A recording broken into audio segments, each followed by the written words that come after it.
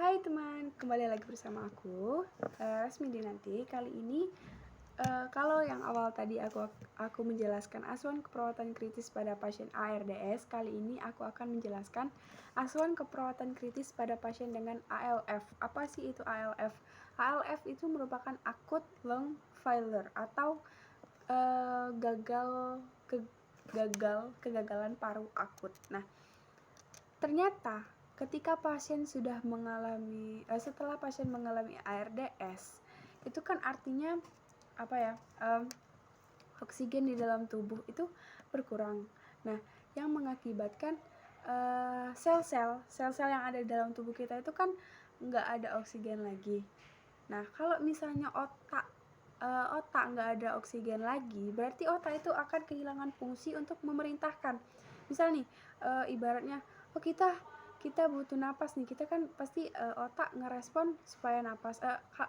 Kalau nggak misalnya gini, kalau misalnya otak udah kehabisan oksigen, ketika kita lapar itu otomatis pasti otak kita itu nggak bisa lagi memerintah kita supaya makan, dan kita nggak akan makan kalau kita nggak ngerasa lapar. Nah, lapar itu kan itu merupakan suatu respon dari otak supaya kita itu mencukupi kebutuhan kita. Nah, kayak gitu juga kalau misalnya setelah pasien mengalami ARDS dan oksigen di dalam tubuh itu kurang sampai ke otak juga kurang, otomatis otak juga ibaratnya itu nggak bisa lagi memerintahkan organ-organ untuk bekerja. Nah, sehingga itu juga berdampak pada itu juga bisa berdampak pada jantung dan juga paru-paru. Nah, jantung sama paru-paru ini sangat berhubungan. Ketika otak udah nggak bisa lagi memerintahkan organ jantung salah satunya, jadi jantung itu akan nggak bisa lagi mengalirkan darah ke seluruh tubuh. Nah, darah itu kan kita tahu di dalam darah itu juga membawa oksigen, yaitu Hb. Nah, ketika oksigen itu juga udah berkurang, otomatis paru-paru udah nggak bisa lagi bekerja dengan optimal, jantung juga sama kayak gitu juga. Nah, secara tidak langsung paru-paru kita mengalami kegagalan karena udah nggak dapet darah dari jantung, pun nggak dapet oksigen lagi, baik dari dia sendiri ataupun dari jantung. Nah, itulah kenapa pasien dengan ARDS itu bisa mengalami ALF. Nah, ALF itu sendiri merupakan kegagalan pernapasan akut yang didefinisikan sebagai keadaan pertukaran gas yang berubah yang mengakibatkan nilai gas darah itu menjadi abnormal. Nah, nilai gas darah itu apa saja sih? Ada pH, ada PCO2, ada juga HCO3. Tapi ini karena berhubungan dengan paru-paru, jadi biasanya yang berubah itu ada pH, ada PCO2 dan juga PaCO2 dan PaO2. Nah, klasifikasi dari ALF ini sendiri itu terbagi menjadi dua. Ada yang tipe 1 yaitu normocapnic hyposemik, dan tipe 2. Nah, di tipe 1 itu biasanya PaO2-nya turun sedangkan PaCO2-nya normal. Itu termasuk kegagalan pernapasan akut tipe 1. Sedangkan di tipe 2 itu pada PaO2-nya mengalami penurunan sedangkan PaCO2-nya itu meningkat. Nah, itu termasuk kegagalan pernapasan tipe 2. Nah, kemudian kegagalan napas tipe 1 itu biasanya disebabkan oleh V atau Q-nya itu tidak cocok. Sedangkan pada tipe 2 itu lebih ke ketidakseimbang atau lebih ke hipoventilasi alveolar.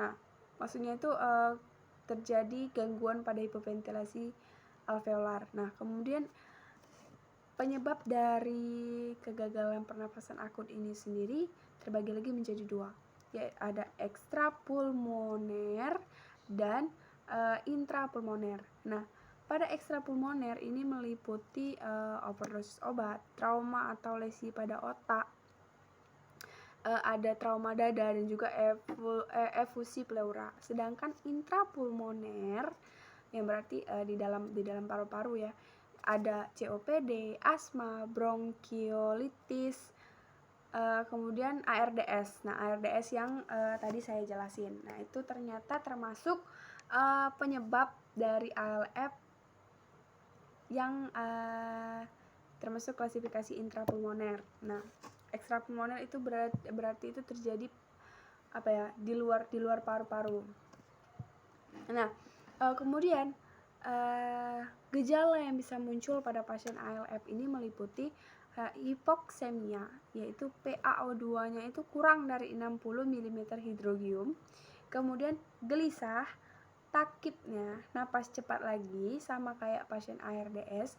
Karena dia kekurangan oksigen di dalam tubuh, jadi dia berupaya untuk menghirup oksigen lebih cepat supaya oksigen dalam tubuhnya terpenuhi. Maka itulah yang mengakibatkan pasien itu takipnia atau napas cepat. Jadi pernapasannya itu lebih dari 20 kali per menit, bisa 25, bisa 30, bisa ya 35. Nah, kemudian itu ada dyspnea, kemudian ada takikardia. Takikardia ini nadinya cepat, lebih dari 100 kali per menit. Kemudian hiperkarbia. Hiperkarbia ini maksudnya itu kelebihan karbon dioksida di dalam tubuh. Karena kenapa?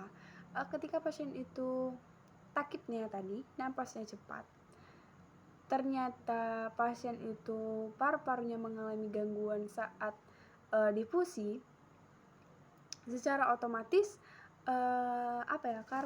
karbon dioksida yang bertukar dengan oksigen itu juga mengalami gangguan, sehingga nggak menutup kemungkinan kalau CO2-nya itu ternyata banyak juga yang masuk ke paru-paru yang mengakibatkan hiperkarbia. Kemudian sianosis.